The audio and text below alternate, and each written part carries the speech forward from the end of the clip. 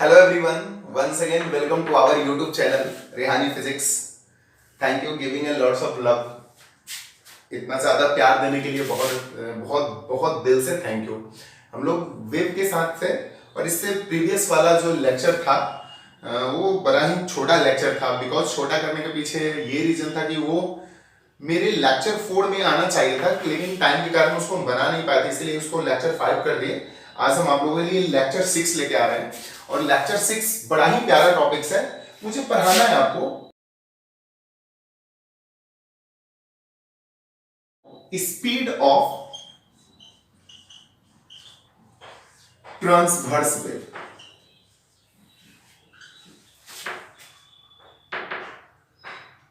Speed of transverse wave by string, ठीक है, रस्सी के द्वारा। स्पीड ऑफ ट्रांसवर्स वेव एक और भी होता है जो मैंने फेज एंड फेज डिफरेंस में आपको v equal to omega into k, where k is progressive wave constant, ये प्रूफ हो चुका है फेज एंड फेज डिफरेंस में। लेकिन आज हम speed of transverse wave string के लिए लेकर आए हैं। तो आप पहले कंसेप्ट समझिए। हमने आपको बहुत ज्यादा फर्स्ट डे एग्जांपल समझाया था कि अगर आप स्प्रिंग को ऐसे ऑसिलेट करिएगा तो स्प्रिंग एक वेव प्रोड्यूस करेगा। जैसे ही आप स्प्रिंग को स्प्रिंग बोल रहे हैं, स्ट्रिंग को, जैसे ही string is a longitudinal wave, ठीक है ना, तो जैसे ही हम अपने रस्सी को ऐसे करेंगे तो ये ऐसे होगा, फिर ये ऐसे होगा, फिर ये ऐसे होगा, ऐसे करते करते वेव प्रोड्यूस होगा। तो मुझे ना स्ट्रिंग में ना वेव जो प्रोड्यूस हो रहा है उसका स्पीड निकालना है, speed of transverse wave. Particle का स्पीड नहीं निकालना, पार्टिकल तो अपनी जगह पर बस वाइब्रेशन कर रहा है। क्या पार्टिकल यहां से चल के वहां गया है क्या? एक्चुअली हो रहा है स्ट्रिंग में ऐसे, देखिए, ठीक है।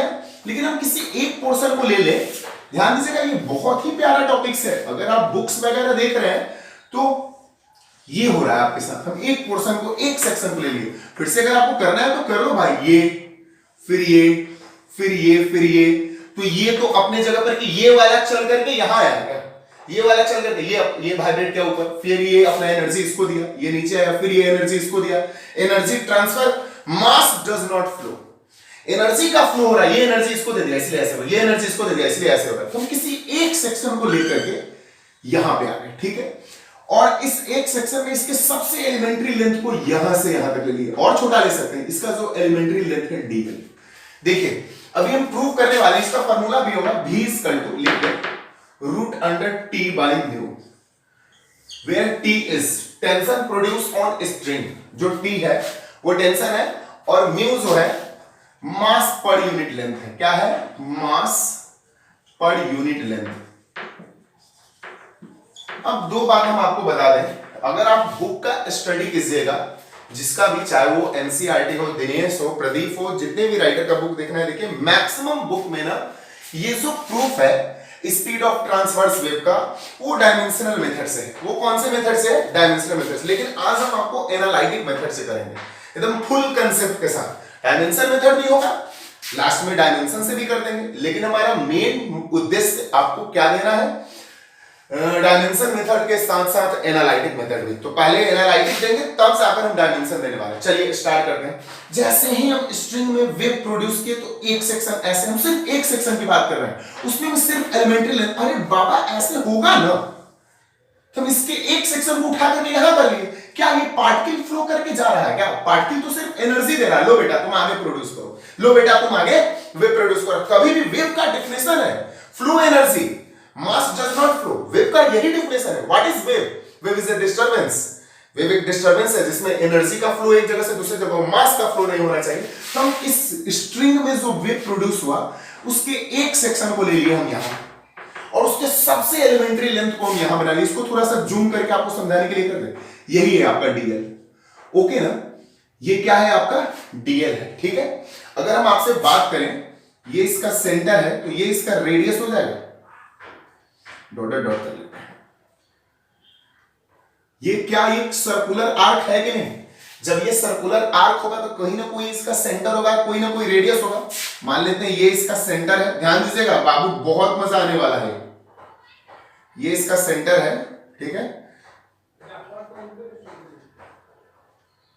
ये रेडियस आर, ये भी रेडियस आर, ओके।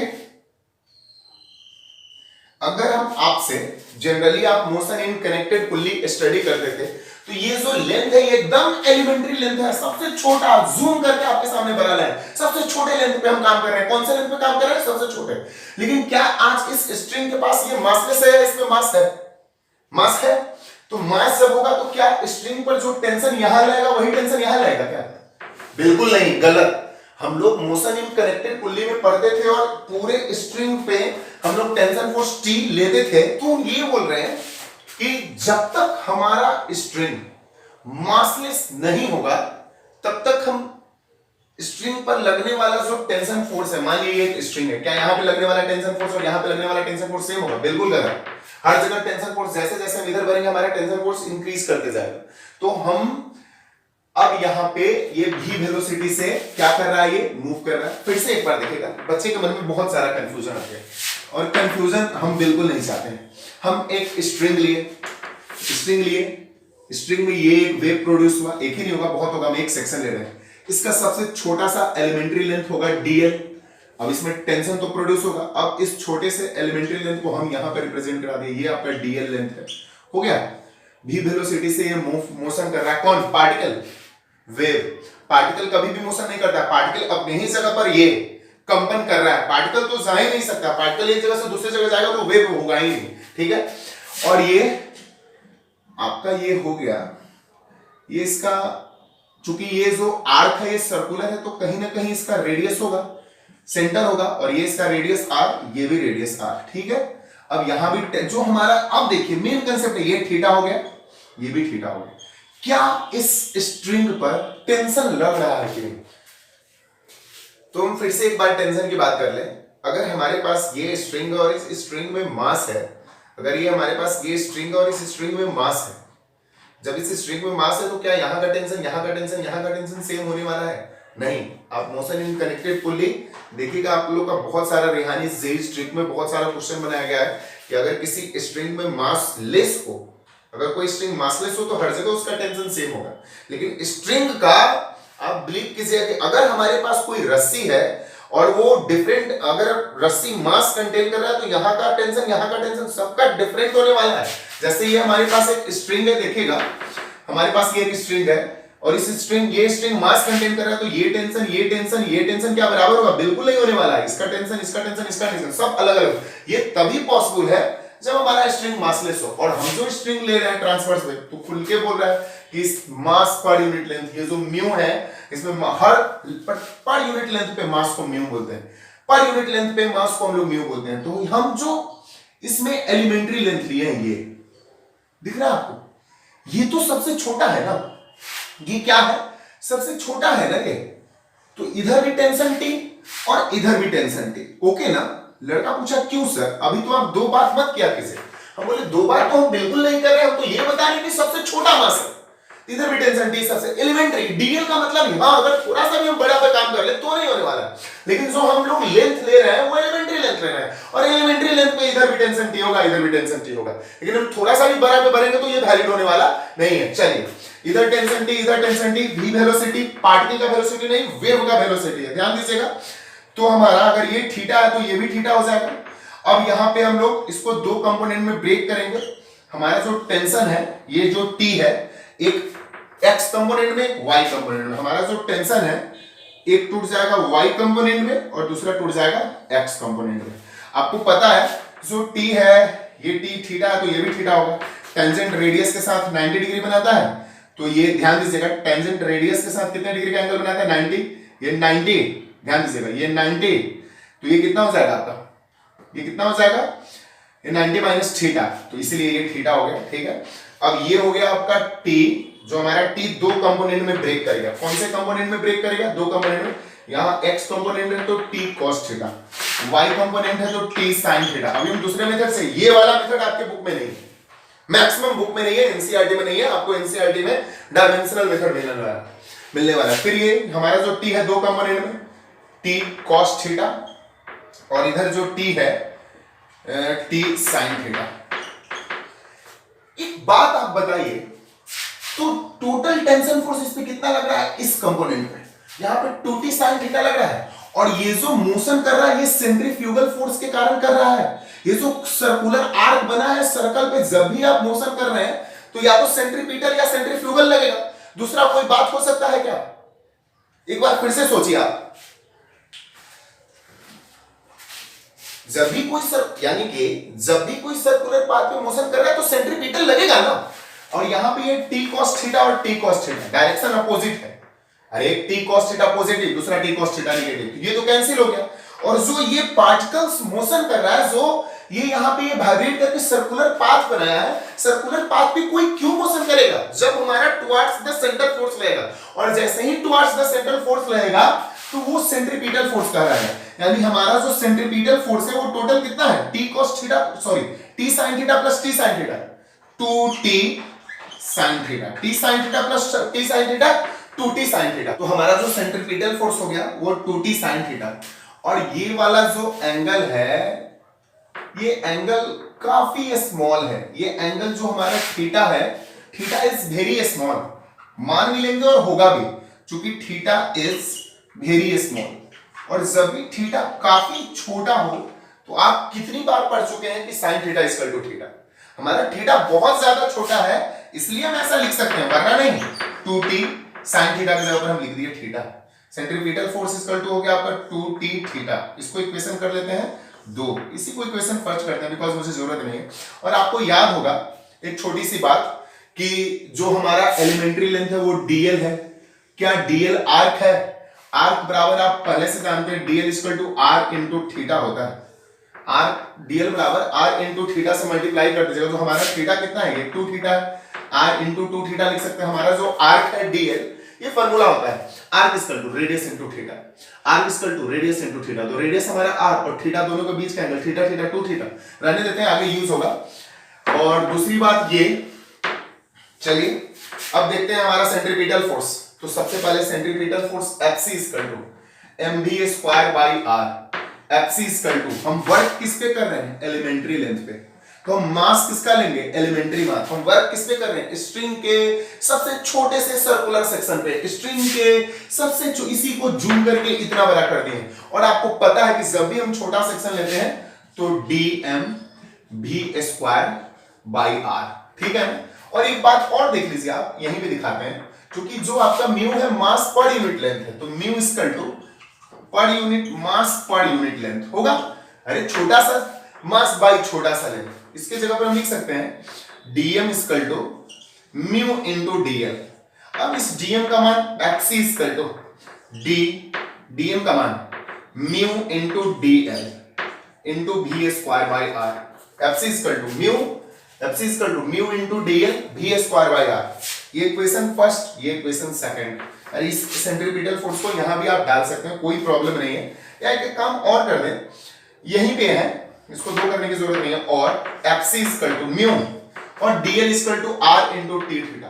dl का मान यहां से r इंटू टी थीटा को यहां डाल देंगे, म्यू dl की जगह पे r into 2 theta v square by r। First और सेकंड, इस Fc का मान यहां डालिए या इक्वेट कर दीजिए from equation first and second, दोनों एक ही बात है। तो हो जाएगा आपका 2t theta equal to mu r 2 theta v square by r। ये 2 थीटा से 2 थीटा कैंसिल, ओके ना। और ये r से ये r कैंसिल, ठीक है। अब लिख सकते हैं हमारा v square equal to t by mu, square हटा दो मास पर। This is the formula, t equal to root under v equal to speed of transverse wave by string equal to t tension produce on string, mu mass पर unit length, mu का मतलब m by l, okay ना। This is our proof. कैसा लगा बताएगा। अभी एक और मेथड होने वाला है, जगह की कमी है, एक बार और समझाएंगे तब जाकर के। हमारे टॉपिक्स क्या था? Speed of transverse wave by string. हम स्ट्रिंग को, रस्सी को ऐसे किए, एक सेक्शन प्रोड्यूस, बस उस सेक्शन को लेकर हम एकदम सबसे छोटे से सेक्शन को ले लिए जिसका एलिमेंट्री लेंथ dl है, पूरे स्ट्रिंग का मास m है, लेंथ l है, और ये जो म्यू है मास पर यूनिट लेंथ है, प्रति इकाई लंबाई पे मास, प्रति इकाई लंबाई पे मास। जैसे हम आपसे बोल देंगे कि स्ट्रिंग का लेंथ 10 मीटर है, 50 केजी का है, तो पर यूनिट लेंथ उसका कितना होगा? मास पर यूनिट लेंथ कितना होगा 50/10 पर यूनिट लेंथ पे वही म्यू है, ठीक है। हम जैसे ही स्ट्रिंग को ऐसे किए एक वेव प्रोड्यूस हुआ ऐसे, उस छोटे से सेक्शन को, इसमें भी सबसे छोटे सेक्शन को इसको रिप्रेजेंट कर दिया, ठीक है। जैसे ही इसको लाएंगे तो इसमें टेंशन प्रोड्यूस होगा। टेंशन इसलिए दोनों का सेम है, डिफरेंट होता क्योंकि मास कंटेन कर रहा है। हम इसके सबसे छोटे से सेक्शन पे बात कर रहे हैं। ये जो आप देख रहे हैं एक सर्कुलर आर्क है और आर्क बराबर रेडियस इनटू थीटा, पहले समझा दिए। हमारा जो अब ये टेंशन फोर्स है वो दो कंपोनेंट में ब्रेक करेगा, एक होगा x कंपोनेंट में तो t cos थीटा, दूसरा हो जाएगा y कंपोनेंट में t sin थीटा। फिर से इधर आपका x कंपोनेंट में t cos थीटा और ये sin थीटा, ठीक है। ये t cos थीटा और ये t cos theta cancel, because direction opposite है, तो एक t cos थीटा पॉजिटिव, दूसरा t cos थीटा नेगेटिव। पहली बार ये मेथड मिल रहा है आपको, आप बुक जरूर चेक कीजिएगा 11th के वेव में क्या इस मेथड से प्रूफ है, डायमेंशन मेथड से, ठीक है। अब हम लिख सकते हैं t sin theta 2t sin theta. और ये जो सर्कुलर आर्क बनाया है, पक्का जब भी कोई पार्टिकल सर्कुलर सेक्शन बनाए, सर्कुलर पाथ पे मूव कर रहा है तो सेंट्रीपिटल फोर्स एक्ट करता है, और centripetal force towards the centre, तो सेंट्रीपिटल फोर्स हमारा टोटल कितना हो गया 2t sin थीटा। और हमारा ये जो थीटा है वो काफी छोटा है, जब हमारा थीटा एंगल काफी छोटा हो तो sin theta equal to theta, cos theta equal to theta, tan theta कुछ भी ले सकते हैं। तो चूंकि ये आपके पास रीजन है, हमारे पास चूंकि angle is very small, theta is very small, centripetal force equal to 2t sin theta की जगह पर थीटा लिख दिए। Centripetal force mv²/r, centripetal force Fc, m तो सबसे छोटे सेक्शन पे वर्क कर रहे हैं तो सबसे छोटा मास लेंगे ना, तो इस स्ट्रिंग का सबसे छोटा मास dm, velocity v² radius r, और dm का वैल्यू रखना है म्यू इक्वल टू, पहले ही यहां पे क्लियर है, म्यू इक्वल टू मास पर यूनिट लेंथ, तो mu equal to small mass into small length, dm equal to mu into dl।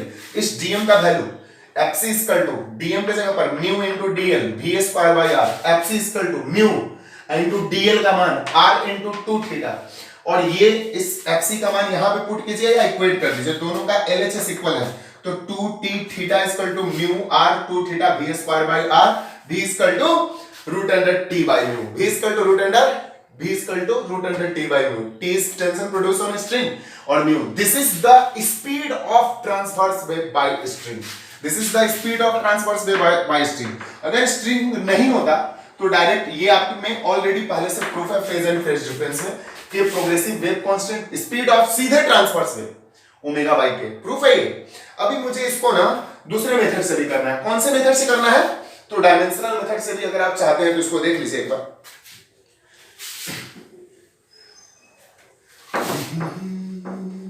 Comment box में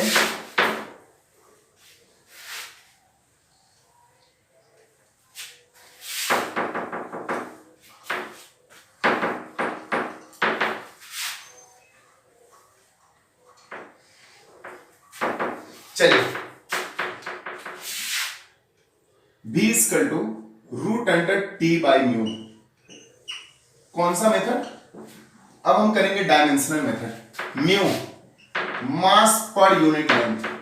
आपके बुक में यही मेथड है, आप देखिएगा एक बार जरूर, बोल दें छोड़ना नहीं है, मुझे इसी मेथड से करना था लेकिन हम जानबूझ के एनालिटिकल मेथड दिए ताकि आपका कंसेप्ट और ज्यादा बढ़ जाए। तो आइए फ्रॉम डायमेंशनल एनालिसिस, इसके आप डायमेंशनल एनालिसिस का ना आपको महारत हासिल है, छोड़ भी देंगे तो कर दीजिएगा। फ्रॉम डायमेंशनल एनालिसिस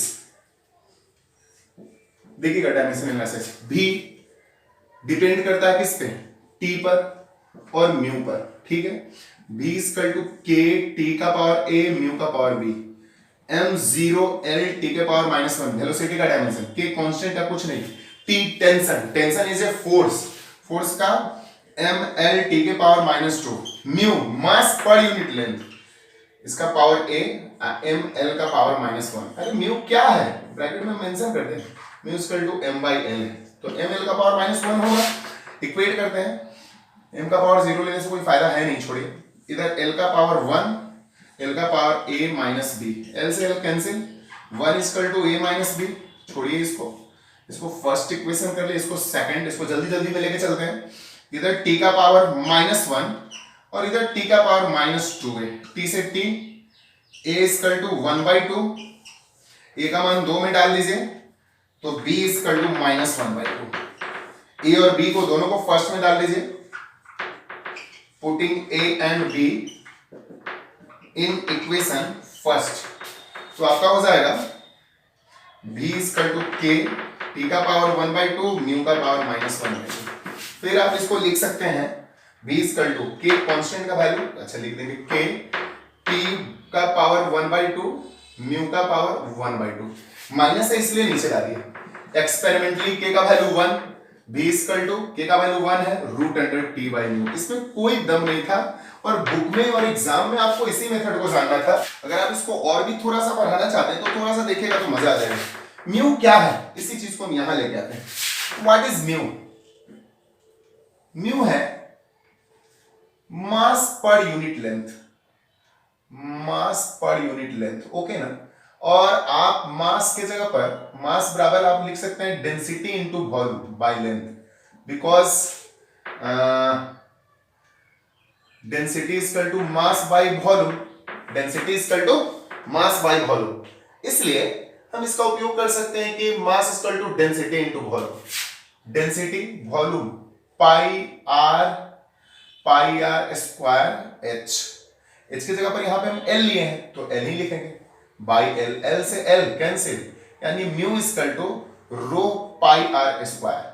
अब इस म्यू का मान आप उसमें पुट कर सकते हैं फ्रॉम इक्वेशन 3 से, ये बड़ा ही इजी है। तो v इक्वल टू एक और फॉर्मूला लिखा जा सकता है टी म्यू की जगह पे rho pi are square, okay ना।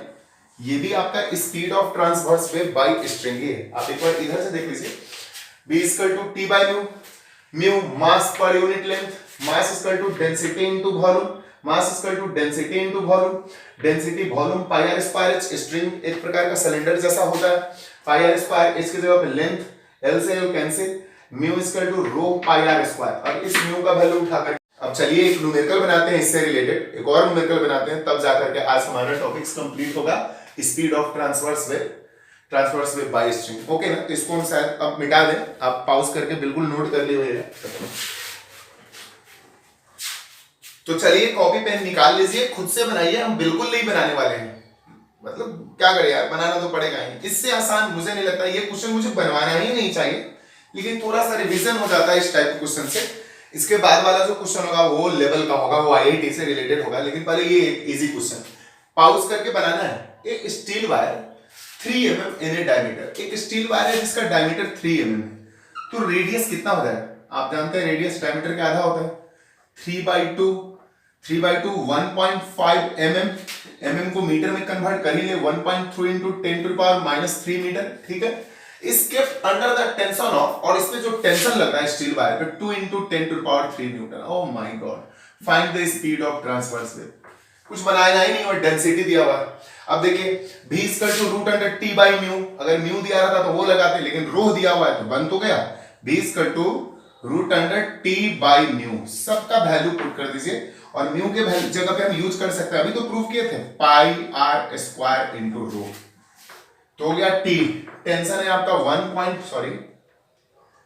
2 into 10⁻³ ठीक है, और पाई 3.14, आर है आपका 1.5 into 10⁻³ का होल स्क्वायर, और डेंसिटी दिया हुआ है 7.9 into 10⁻³। सबको आप जब सॉल्व कीजिएगा, मुझे नहीं लगता बनाना, 189.3 मीटर पर सेकंड। इस क्वेश्चन में बाबूजी बिल्कुल कुछ नहीं है, दोबारा समझाने लायक भी नहीं है जो हम समझाएं।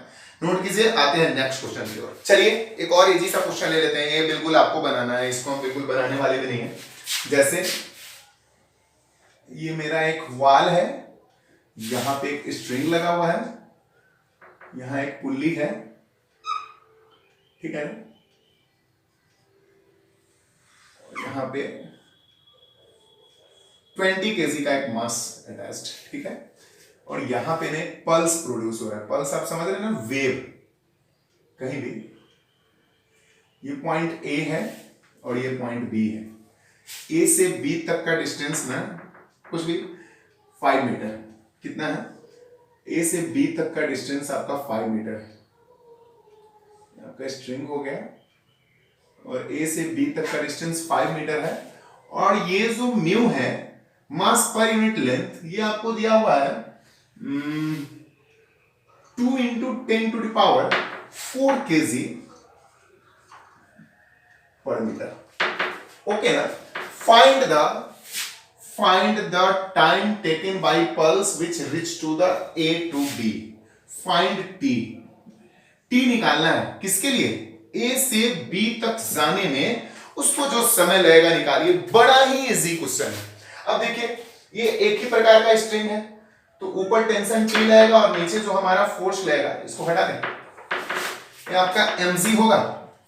mg का मान m20 और z का मान 10 होगा, यानी जो टेंशन फोर्स हो गया आपका 20 इंटू 10 200 न्यूटन। मुझे क्वेश्चन में क्या निकालना है सो देख लीजिए एक बार फिर से। ये पॉइंट ए, ये पॉइंट बी, यहाँ पे पल्स प्रोड्यूस हुआ। अब ये वाला पल्स चलते चलते चलते फिर ये धसेगा, ये ऊपर उठेगा, फिर ऐसे होते होते होते होते बी तक आएगा। तो ए से बी तक आने में लगा समय। बड़ा ही इजी क्वेश्चन है। टी निकल गया, न्यू दिया हुआ है 2 इंटू 10⁴ kg पर मीटर क्यूब पर मीटर सॉरी v। अब वेलोसिटी इक्वल टू हम लोग जानते हैं t by new root under t 200। Okay ना। न्यू हो गया आपका 2 इंटू 10⁴। 2 से 2 कैंसिल, ये ऊपर जाएगा 10⁻²। ये हो गया आपका v इक्वल टू 10⁻⁴ ऊपर जाएगा, -4 में से 2 गया 10⁻², यानी 10⁻⁻1। वेलोसिटी हो गया आपका 10⁻⁻1 मीटर पर सेकंड। और हम लोग जानते हैं velocity equal to displacement by time, time equal to velocity into time. बड़ा ही इजी क्वेश्चन था। 10⁻⁻1 मुझे sorry distance equal time equal to time चाहिए ना, velocity equal to displacement by time, time equal to time equal to x by V. x कितना चला 5 10⁻⁻1, यानी time लग जाएगा आपको 10⁻⁻ ऊपर बनो 50 second. This is our answer. इसमें कहीं से कुछ भी करने लायक नहीं है, बड़ा ही इजी था। होप सो कुछ ठीक है, आप इसको नोट कर लीजिए। ओके ना। चलिए ये एचसी वर्मा का क्वेश्चन है और ये भी वेव का ही क्वेश्चन है। ध्यान दीजिएगा, ये वाल है या रोप है, यहाँ पे स्ट्रिंग लगा हुआ है, यहाँ इसके मदद से यहाँ पे एक पुल्ली लगा हुआ है। ओके ना। मासलेस पुल्ली है, ठीक है। फिर ये ऐसे होते हुए भी यहाँ भी एक पुल्ली लगा हुआ है। ये ए से बी है और ये सी से डी है, ठीक है ना। और ये ऐसे लगा हुआ है, ठीक है। यहाँ पे टेंशन टी लग रहा है और यहाँ पे टेंशन टी लग रहा है और यहाँ भी टी लग रहा है, यहाँ भी टी लग रहा है, इसीलिए यहाँ पे टेंशन 2t लगेगा, ठीक है ना। और बोल रहा है string is made of same material and same cross section. String एक ही प्रकार के मटेरियल से मिलकर बना हुआ है और क्रॉस सेक्शन भी सेम है, यानी कि सब जगह स्ट्रिंग का जो थिकनेस है वो भी इक्वल है। और ए से बी तक जो स्ट्रिंग में वेव प्रोड्यूस हुआ है ना, उसका वेव का स्पीड v1 है। ए से बी तक का स्पीड कितना है v1 है। बी से सी से डी तक का स्पीड कितना है v2 है। Find v1 and v2। Video को पॉज कीजिए, बड़ा ही इजी है, इसको हम किसी भी कैटेगरी में नहीं रखते हैं और ये इजीली बन जाएगा। एक बार और डायग्राम आपके सामने, डायग्राम के सामने ए से बी बस बोल रहा है कि स्ट्रिंग का जो ये सेम मटेरियल से बना हुआ है, यानी पक्का म्यू का मान सबके लिए सेम होने वाला है, मास पर यूनिट लेंथ सेम होगा। दूसरी बात क्रॉस सेक्शन भी सेम है, यानी स्ट्रिंग का थिकनेस हर जगह सेम है। तो ये टी होगा, इधर टी है, इधर टी है, तो ये टोटल 2t होगा। v1 और v2 पूछ रहा है, बड़ा ही इजी है यार। तो a से b तक का स्पीड v1 है। v1 इक्वल टू हम लोग जानते हैं, v1 equal to t by mu. और c से d पे 2t लग रहा है, v2 equal to root under t 2t। देख लीजिए यहाँ पे टेंशन c से d में, a से b में टेंशन t है और चूंकि सेम मटेरियल से मिलकर बना हुआ है तो मास पर यूनिट लेंथ म्यू वही होगा। और c से d में टेंशन 2t है और सेम मटेरियल से मिलकर बना, इसलिए ये हो गया 1, ये हो गया 2। मुझे नहीं लगता ब्रह्मांड में इससे भी आसान कोई क्वेश्चन होगा। तो ये हो गया आपका, सबको रूट में ही रहने देते हैं, t by mu and two mu by 2t। Okay ना। ये t से t, म्यू से mu, 1 by root 2। This is our answer. और आज का लेक्चर में आपको कैसा लगा ये बताइएगा। सॉरी, कुछ बोलना कुछ और चाह रहे थे। और होप सो आप लोग बहुत अच्छा करते हैं, बहुत अच्छे से वॉच करते हैं। और आज का लेक्चर 12 के लिए बहुत ज़्यादा इंपॉर्टेंट है। सॉरी, कल के लेक्चर के लिए हम नहीं आ पाए थे लेकिन आज 2 लेक्चर अपलोड होगा, ठीक है। थैंक यू, बाय बाय बच्चों।